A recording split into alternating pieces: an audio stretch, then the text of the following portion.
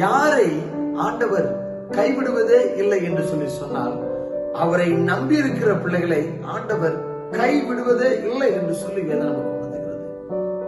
கிறிஸ்துவுக்குள் மிகவும் பிரியமானவர்களே, சங்கீதம் அதிகாரம் 9வது அதிகாரத்திலே 10வது வசனம், கர்த்தாவே உம்மை தேடுகிறவர்களை நீர் கைவிடுகிறது இல்லை, ஆதலால் உமது நாமத்தை அறிந்தவர்கள் உம்மை நம்பியிருப்பார்கள். எல்லாரும் ஒரு ஆமென் சொல்லலாமா?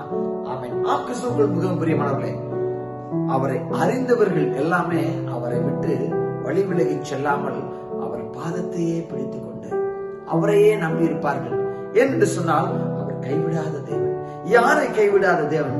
அவரை நம்பி இருக்கிற பிள்ளைகளை அவர் கைவிடாத தேவன்.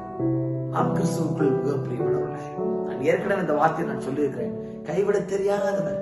யாரை கைவிட தெரியாதவர்? அவரை நம்பி இருக்கிற பிள்ளைகளை தான் அவர் கைவிட தெரியாதவர். அவரை முழுமையாக நம்பி அவர் பாதத்திலே அமர்ந்து அவர் மட்டுமே எனக்கு போதும், அவரைத்தான் நான் நம்புவேங்கிற விசுவாசத்தோடு காத்திருக்கிற பிள்ளைகளுக்கு தேவன் செவி கொடுத்து அவர்களை கைவிடாமல் அவர்களை கை தூக்கி அவர்களை பாதுகாக்கின்ற தேவனாக இருக்கிறார். எப்பயுமே நாம் அவரை நம்பி இருக்கிற பிள்ளைகளாக இருக்க வேண்டும். நம்பி இருப்போமா? ஜெபம் செய்யலாம். நேசிக்கின்ற அன்பு தகப்பனே, நாளுக்காக நன்றி செலுத்துகிறோம். ஆம் தகப்பனே, நீ உண்மை நம்பி இருக்கிற பிள்ளைகளை நீ கைவிடுவது இல்லை என்று சொல்லி எங்களுக்கு நீங்க உணர்த்திருக்கிறீங்க ராஜா. ஆமாண்டவரே, எத்தனையோ நாள் நாங்க உண்மை போய்விட்டோமே ராஜா. மன்னிங்க, அடிமை பிள்ளைகளை மன்னிங்க. உண்மை மட்டுமே நம்பி வாழக்கூடிய பலனை எங்களுக்கு தாங்கண்டவரே.